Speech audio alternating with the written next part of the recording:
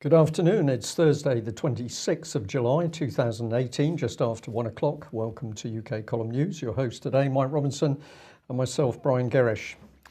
We're starting with trade today, Brian, international trade, because of course that's something that Treason May has been talking about a lot. Well, Liam Fox was talking about it yesterday at the Heritage Foundation in Washington. He was making the case for free trade, he said.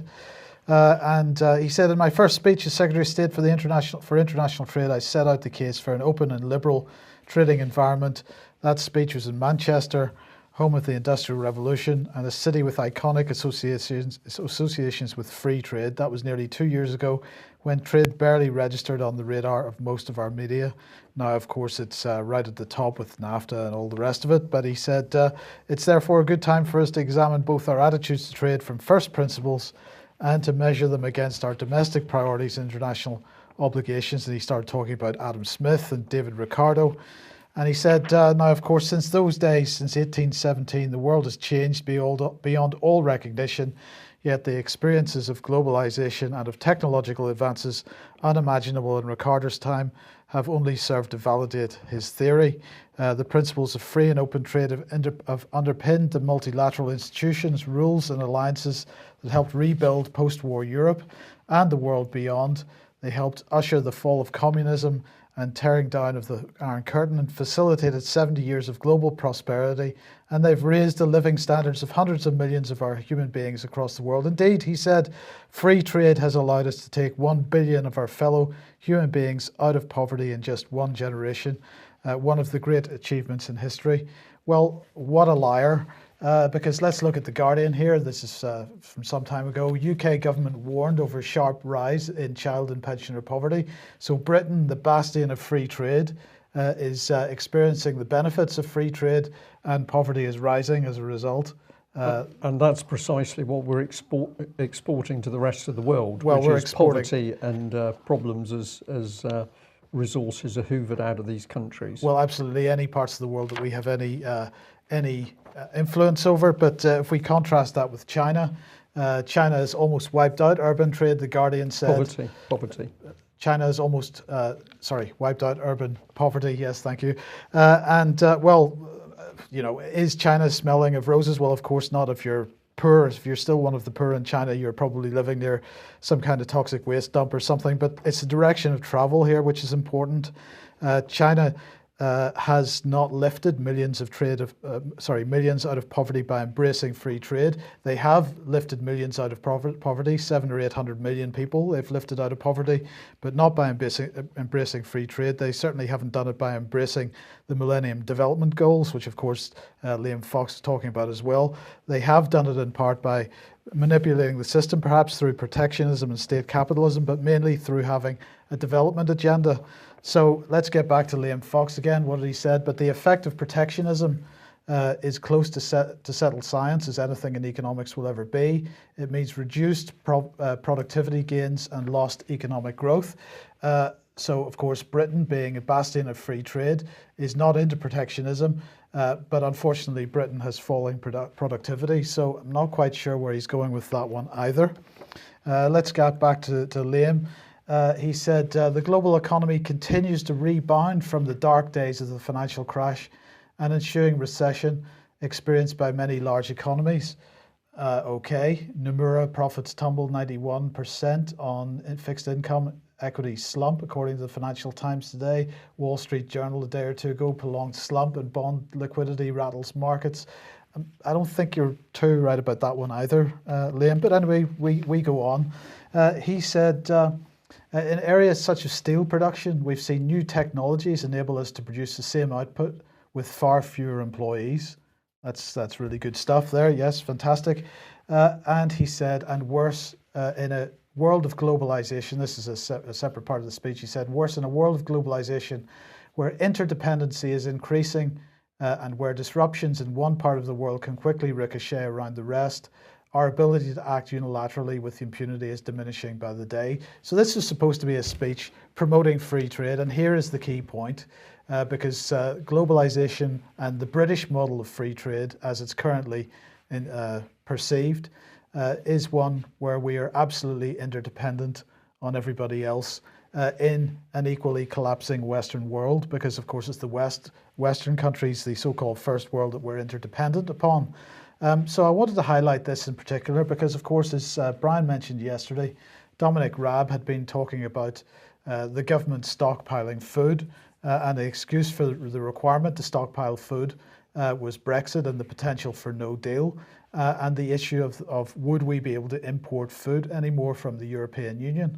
And so I thought I would have a little bit of a look at this in the context of Liam Fox's comments about us being increasingly an interdependent world and there being risks in that. So the quote on screen there, it would be wrong to describe it as the government doing the stockpiling, is what Dominic Raab had said. And of course, the idea that we only get food imports into this country from one continent is not appropriate. Well, is that true?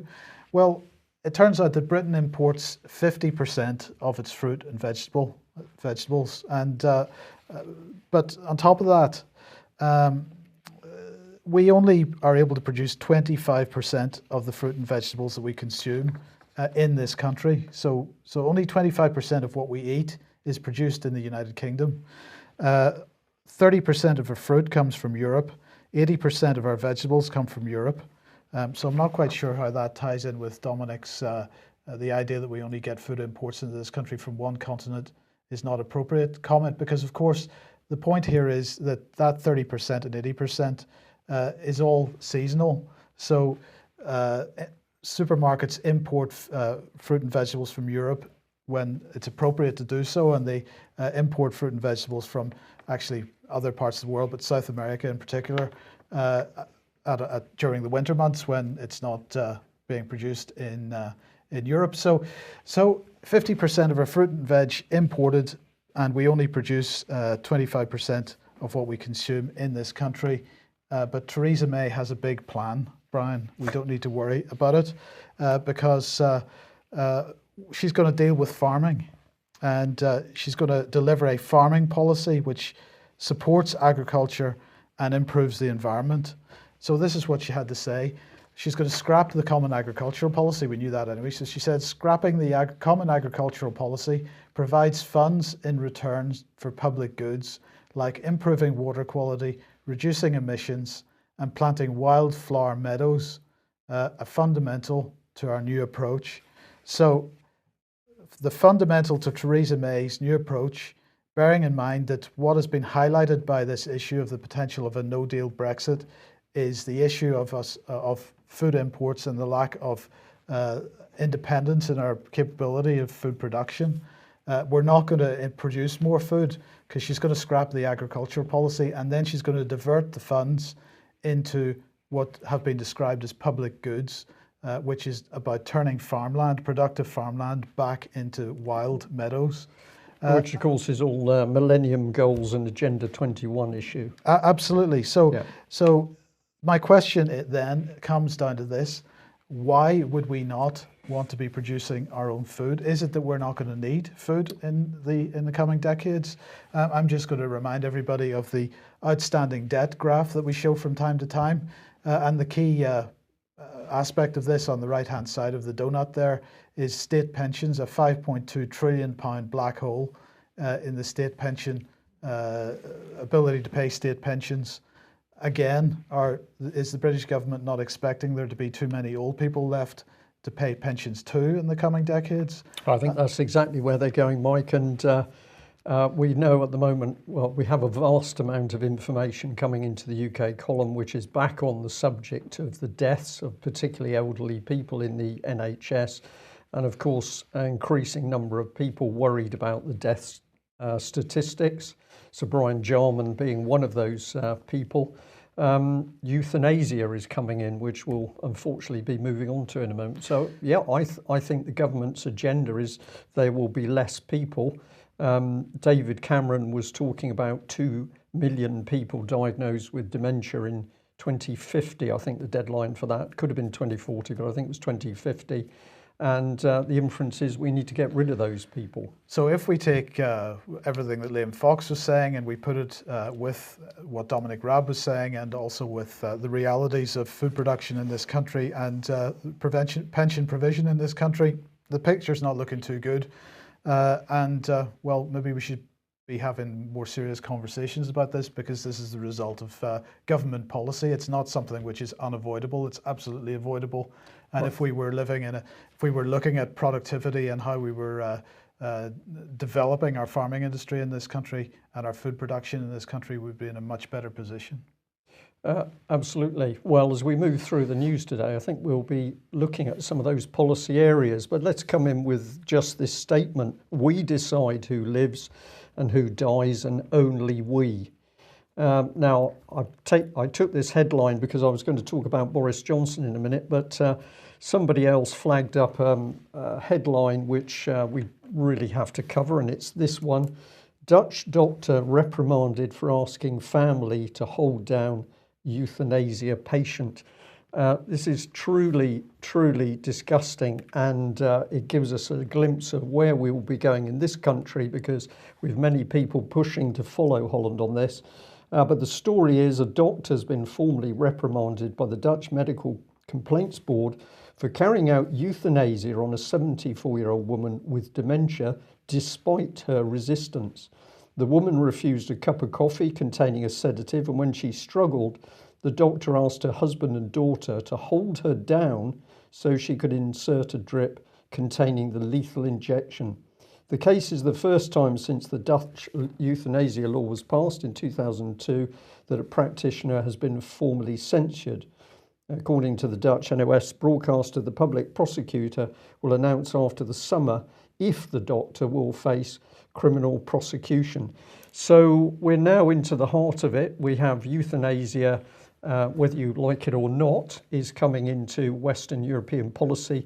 And of course, the Dutch lead on this has already been pushed to come in through the UK system. The lady had dementia.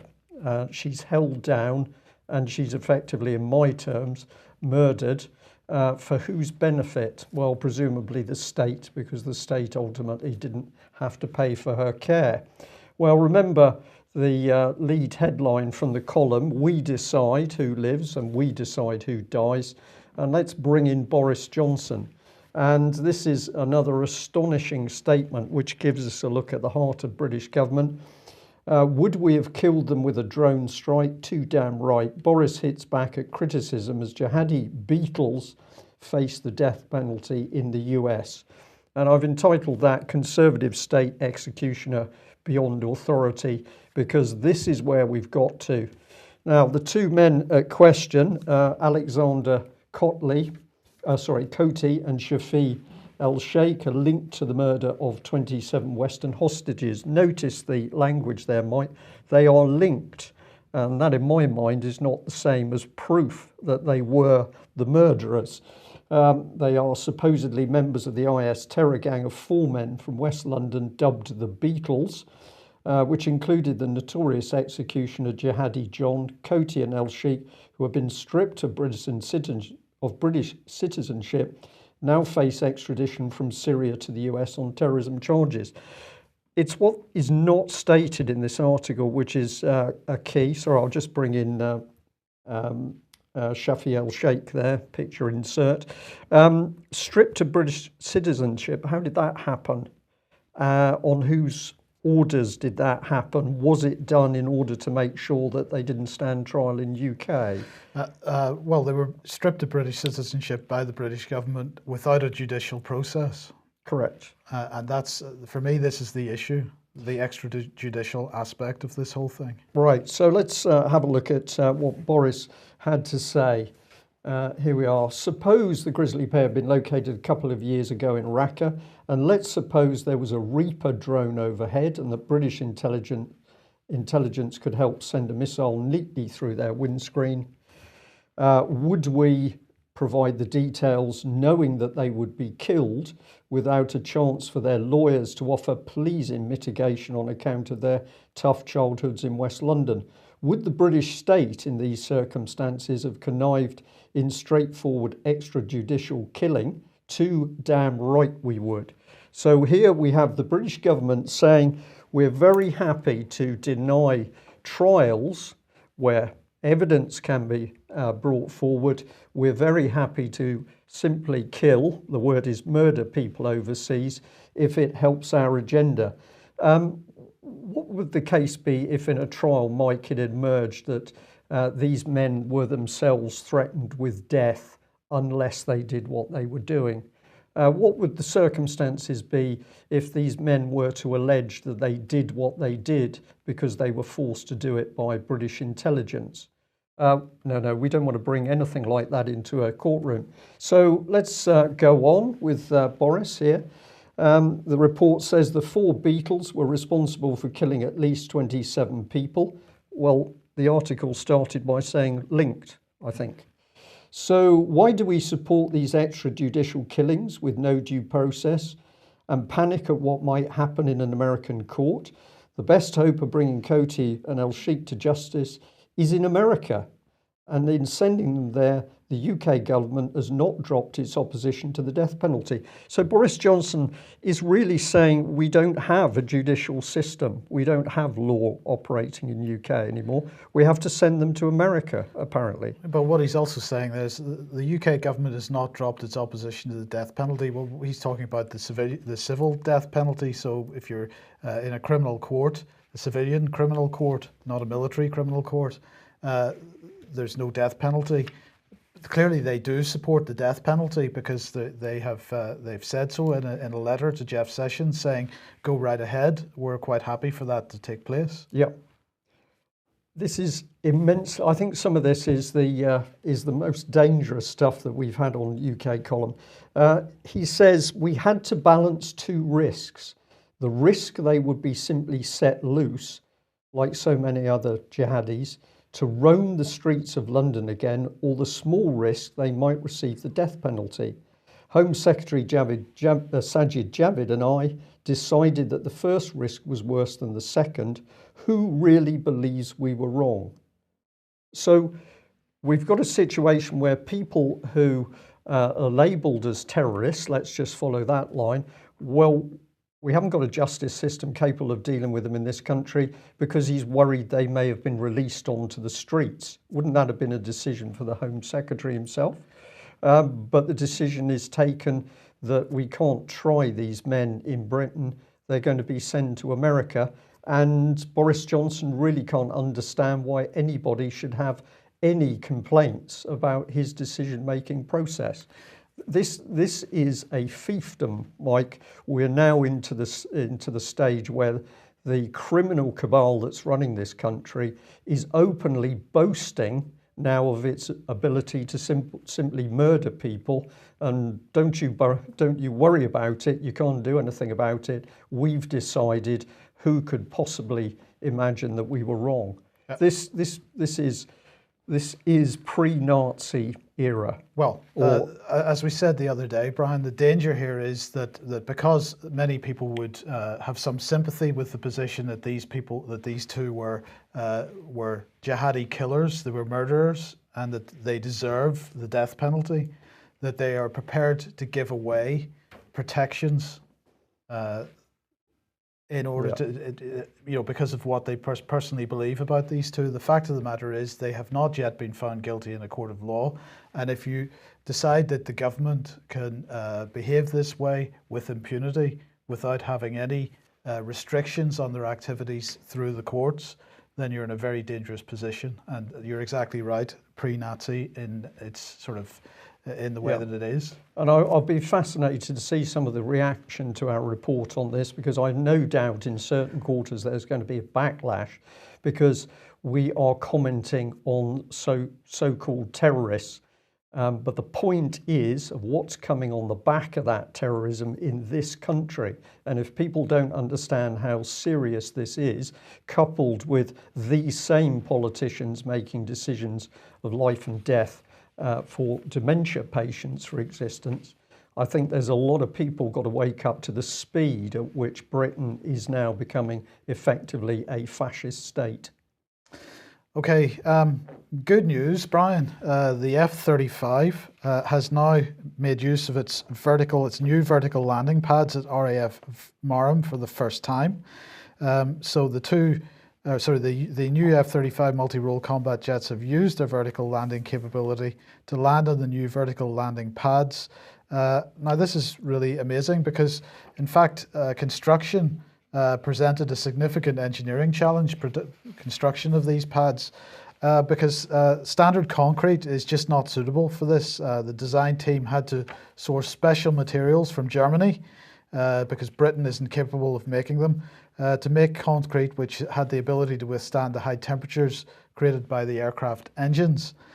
Without this, apparently there would have been a risk of cracking, which would in turn present a significant risk to the aircraft. And this was the first time this material has been used outside the USA. So the Germans are making it, but apparently they don't use it. Only the United States uses it. And it required a rigorous testing process to ensure that the landing pads were fit for purpose. And I have to ask, what have they made the deck of the Queen Elizabeth from, Brian? Because this is clearly the only material that's capable of withstanding the extreme heat from the F-35. But nonetheless, it is good news. The F-35 is able to land vertically at RAF Marham at the moment.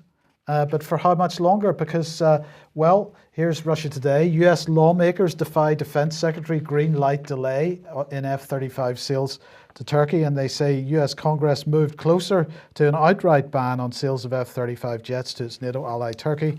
For its decision to buy Russian S-400 missile defense system, lawmakers have now okayed a delay in delivery despite warnings from the Defense Secretary. Now they're saying that the senators say the Defense Department may not deliver any F-35 to Ankara until Congress gets the report. Turkey received 2 jets in late July. Well, they did and they didn't, because the two jets were delivered, but they were delivered in the United States, and Turkish pilots are flying them in the United States at the moment. They haven't actually been shipped to Turkey, and at the moment it doesn't look like they are going to be shipped to Turkey. Why is this a problem, and what's this got to do with vertical landings at RAF Marham? Well, as we've mentioned before in this programme, but we'll highlight the Register article on this from a few months ago. Yes, British F-35 engines must be sent to Turkey for overhaul. So at the moment, the F-35 is able to land vertically on this special vertical landing pad at RAF Marham, but possibly for not so much longer, because if Turkey can't get F-35 parts, which is currently the case, then Turkey can't fix the engines. And I'll just quote a little bit from this article. It says, as LREG reported last year, the Pratt & Whitney F-135 engines of Britain's frontline carrier fighter jets can only be overhauled in Turkey by decree of the American Joint Project Office managing the F-35 project.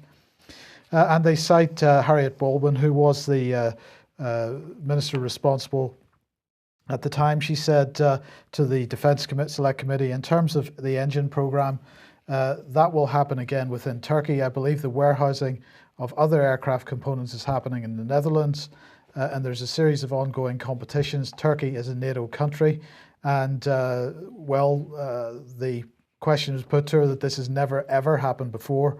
And she said, well, there was a net benefit of having Turkey overhauling mission-critical major components of the only fast jets capable of flying from the new aircraft carriers in exchange for avionics repairs being carried out in North Wales.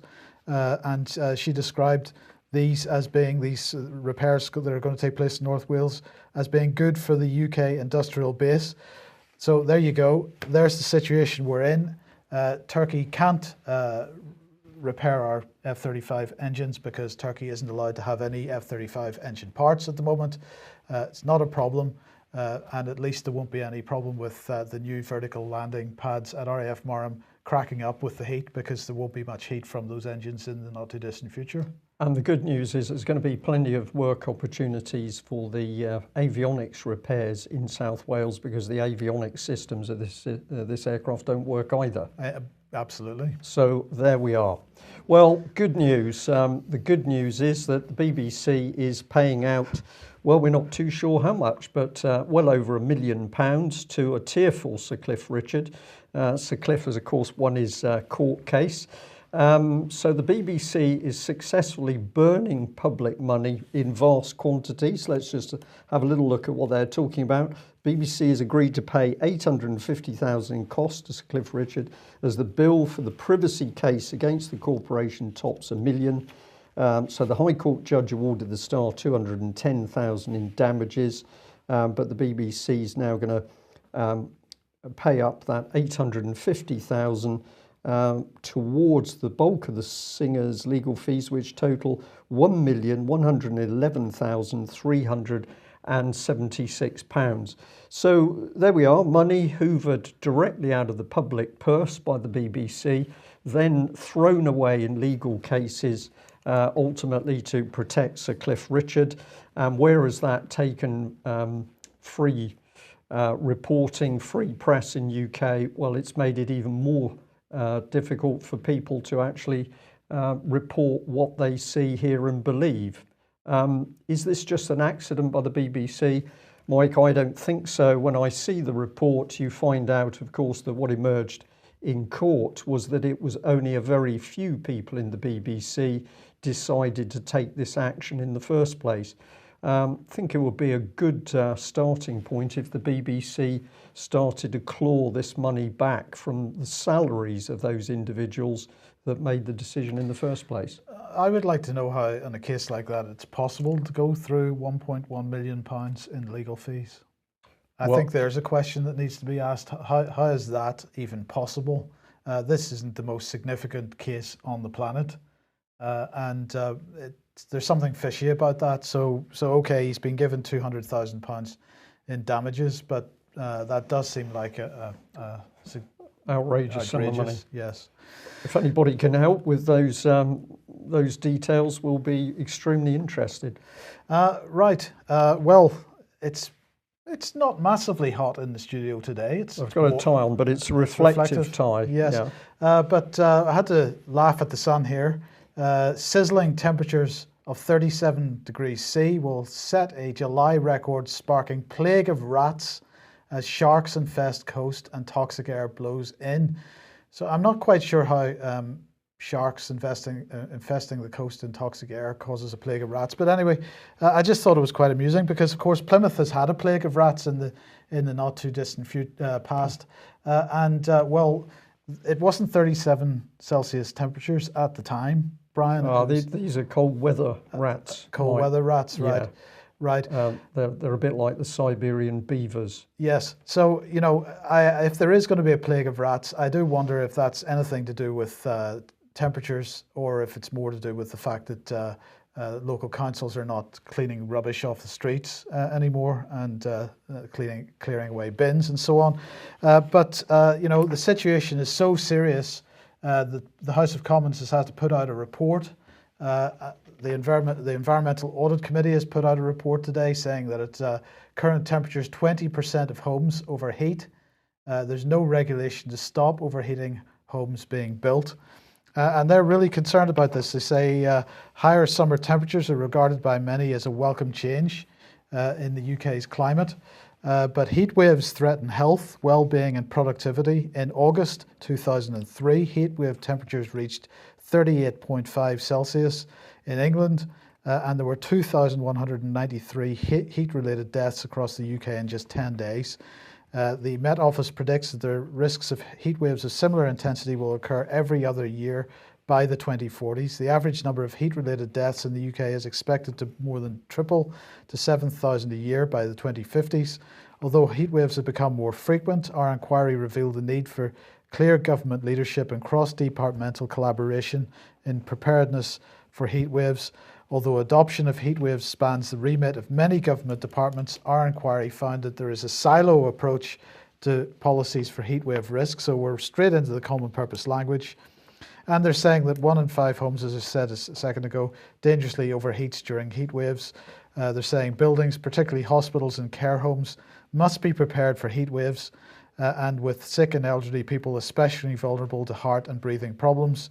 Other measures including formal guidance from Public Health England to relax office dress code and allow home working during heat waves, and to head teachers about relaxing school uniform policy, and boys wearing skirts and so on. Steve Bryan, giving evidence to MPs, said that heat alerts tend to be seen as barbecue alerts as opposed to there being a risk. Mary Cray, MP, chair of the Environmental Audit Committee, said the government has sat on its hands, ignoring the warnings of the Committee on Climate Change, and left the UK woefully unprepared. So we must not think of these heat alerts and that Sun headline and the other headlines that we've shown on this are demonstrations of this policy. We must not rely on heat alerts to be seen as or being seen as barbecue alerts. They're not barbecue alerts, and we shouldn't be having barbecues because that's way too dangerous. We've got to appreciate the risks involved in these high temperatures. Okay, and the risks are severe. Luckily, we do have the BBC to fall back on, because the BBC, as part of one of their articles today, produced a truly stunning climate change related scientific discovery. So brace yourselves for this. But apparently, Labourers Peter Wackett, Jake Phillips, and Luke Culhane say they sweat lots in their overalls when it's hot. So that's a major part of a BBC story today, all about heating. I think this is really tremendous reporting, Mike. I mean, did a few people in a closed room decide to interview these labourers in much the same way as the policy was decided with Cliff Richard? Yes. There we are. Anyway, so if you're worried about what to wear when you're working, you've got to wear the appropriate uniform, the hard hat, and you've got to have the overall on and the gloves, etc., because of health and safety. But that could make you sweat. So there we are. Brilliant. Well done, the BBC. Well, of course, they went on and said quite a bit more. Here was part of a truly pathetic article by the BBC. And what was the little headline there? So I'm laughing as I say this. UK heatwave 2018. Why is it so hot? So I think the headline was designed to bring you to the conclusion that if you read this article, the BBC would explain why it was so hot. But really, they don't do that, Mike. Right. So it's a video, actually, but it has got captions. Encourage people to have a look at the video because it is so pathetic. But this man is interviewed. He's David Shukman, the BBC science editor. He said everything points at the moment to the jet stream, this high altitude band of wind that flows around the world governing our weather. At the moment, it's behaving in a strange way. It's looping in a series of big meanders. And if you're on the south of the jet stream, which we are at the moment, you get hot weather. So it would appear that because the jet stream is doing something they don't understand and they don't know what's caused it, we're getting the hot weather. Okay, let's move on, because of course he says more. He says we can never say that a particular weather event like this heat wave is due to global warming. You understand that? We can't say that. What science allows you to say is that the world is warming. That makes certain things more likely, heat waves more likely, and certainly the latest research suggests that in the decades ahead, heat waves will become more common. So the linkage there is spectacular. We can never say that a particular weather event like this heat wave is due to global warming. But what we can say is the world is warming, which is going to make heat waves. But he's already said that that this is probably because of the position of the jet stream, but they don't understand what makes the jet stream move. But it is global warming that does that. There's a particular expression called a mind something, and reading this material, it really brings it home to me. You are reading, if you just sit back with your cup of tea and think about the words on the page, or what you're hearing coming out of the mouths of these BBC reporters is utter nonsense, cobbled together in such a way as to appear to be talking some form of scientific common sense. But who's the lady behind this production? Well, here she is, looking radiant, I must say. This is the image from a Twitter page. A stunning little dress there, and I think those black shoes go very, very well with it. And she says, well, we can't blame global warming for the heat wave just yet. We'll only be able to spot trends in years to come. And no, it doesn't mean that we'll have a heat wave every summer. Does that mean this is because they haven't invented the evidence yet? It looks like they haven't quite got the evidence, but they're saying, of course, the evidence for global warming is irrefutable, is what the BBC says. So, Emily, I'd stick to your foreign holiday there, because clearly you're failing on analysis of the heat wave. But of course, if we come back to the main man, David Shukman, it gets worse. Climate change will make heat waves temperatures normal by 2040. Oh, he doesn't say it, MPs are warning. Yes. So we're not sure that they did. We're pumping out fear on the back of the fraud of global warming. Luckily, somebody else got onto his Twitter page a little bit before me and posted this. You frauds have been promising global warming for decades. Brackets, I've been looking forward to it. So why are our winters so darn cold? So this is good to see from the public. And of course, the BBC really having a big cheer, because it can get into what it loves best, which is death. Regular heat waves will kill thousands. So we've now concocted a completely false story, a false narrative, but the BBC absolutely on reheat, more so than the F-35, of course, because we can now kill thousands of people. So apparently the Environment Audit Committee warned of 7,000 heatwave related deaths every year by 2050. That's pretty good. Higher temperatures put some people at increased risk of dying from cardiac, kidney and respiratory diseases. That's all good news for the BBC. And then during the 2003 heatwave, excess deaths in nursing homes in parts of the UK rose by 42%. Well, they would, BBC, wouldn't they? Because the policy in a lot of homes is to dehydrate elderly people to create those dementia symptoms. Catherine Brown, head of adaptation at the Committee on Climate Change, said, water shortages are a concern. We can expect greater water deficits across the country, including in cooler, wetter areas like northwest England. That'll be why they've just given permission for quadrilla to frack then? Yes, I would say so, and why they're going to bring in restrictions on boreholes. NHS Committee Chair Mary Cree, is that pronounced? I don't know, said heat waves threaten health, well-being and productivity. So there we are, Mike. It's all wonderful fear-mongering. But the BBC put in a claim in this article. Scientists differ on whether the current global rash of heat waves is definitely caused by climate change, but they all agree that future heat waves will be hotter and more frequent thanks to carbon emissions. That's going to be a lie. I'd say that's a lie as well. So let's follow it through. Here's the lady slumped in front of her fan. Is this fake news or government propaganda? It's both, Mike. It's a really incestuous mix of propaganda and fake news. So what they're really doing is saying we don't know what's caused the heat wave. We can't blame it on global warming yet. So we're going to spin the line that it's due to global warming, for which we failed to produce any evidence whatsoever. Yeah. And if you're thinking, how can the BBC do this? Well, the answer is this little organisation, the Committee on Climate Change. And we didn't know a lot about them, but when you read into them now, it's quite interesting what these people claim. They're independent. They're providing advice to government on building a low carbon economy and preparing for climate change. So that's all good.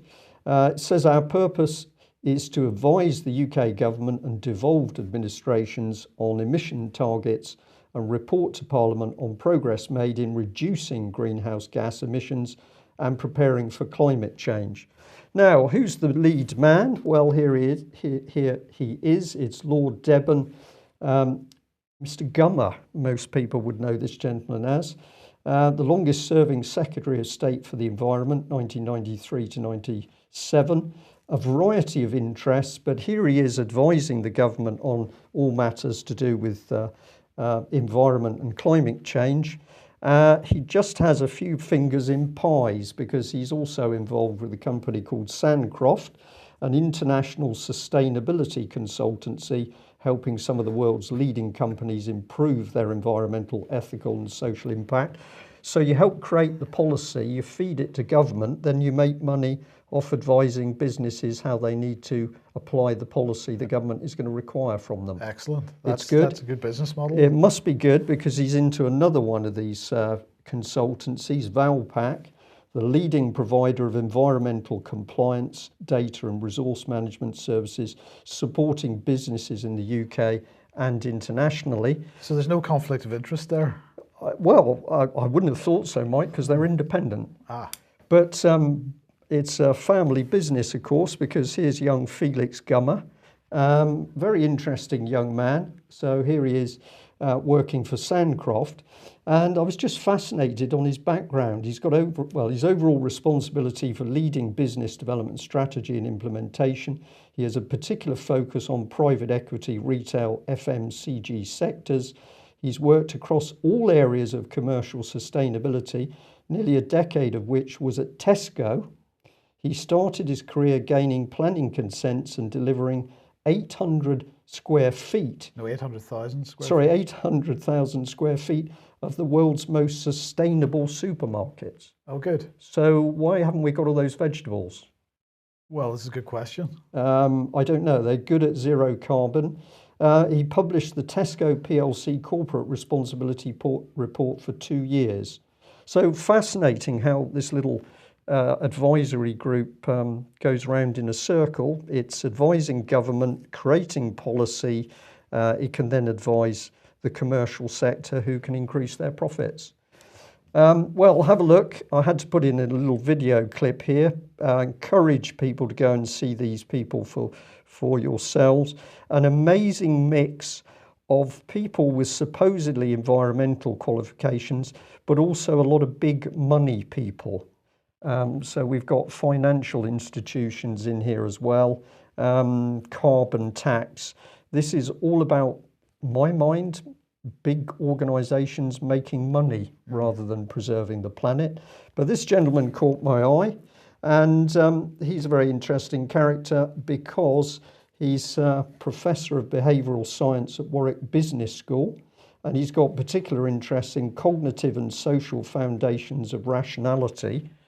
I'm not sure whether the organisation is rational, applying behavioural insights to public policy and business. Now, what's this about? We've been warning and warning about this. This is the government's programme to interfere with people's minds in order to get their policy across. And Mindspace is a document we flagged up many years ago because it provides a simple overview as to what the government is up to. But one of the warnings in this document was stated here, as noted, Mindspace effects depend at least partly on the automatic system. This means that citizens may not fully realise that their behaviour is being changed, or at least how it is being changed. Clearly, this opens government up to charges of manipulation. People tend to think that attempts to change their behaviour will be effective if they're simply provided information in an above-board way. People have a strong dislike of being tricked. This dislike has a psychological grounding, but fundamentally it is an issue of trust in government. And we've now got an expert helping to advise the government, presumably, on how behavioural insights can be used to change people's opinion without the people realising what's happening. So if we join the dots and remember what Boris Johnson said, he can decide whether somebody lives or dies. Here's part of the report from Mindspace where it says that in essence the public need to give permission and help shape how such tools are used. But of course the government has never given the public the opportunity to decide. This policy and use of this has just been slipped in by the back door. So can we trust people like Boris Johnson to use applied behavioural psychology?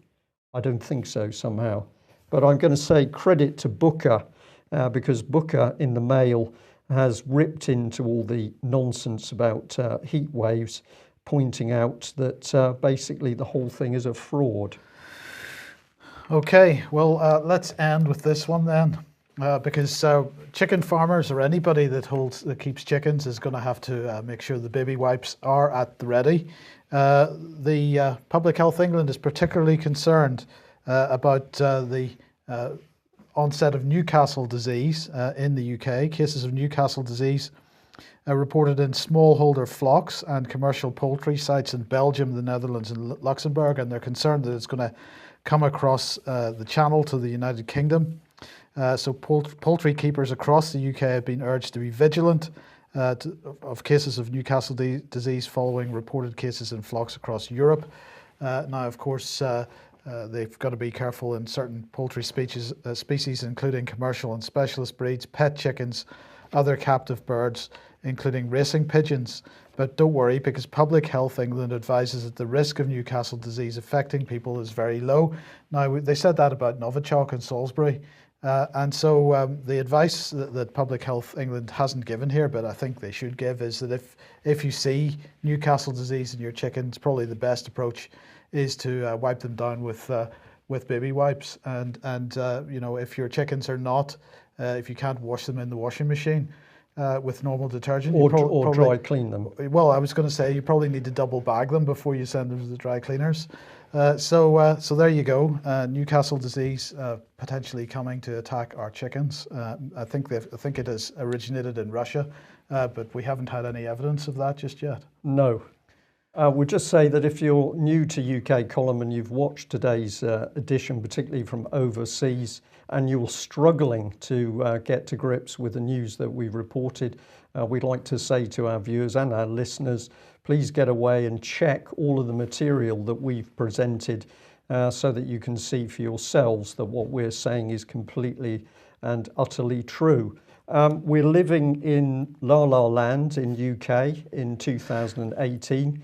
The government is getting worried about the treason laws. Why would that be? We'd suggest because it is our own government carrying out treason against this nation, and it's becoming ever easier to see. Meanwhile, don't forget the baby wipes if you've been handling chickens. We'll be back at the same time tomorrow. Bye-bye.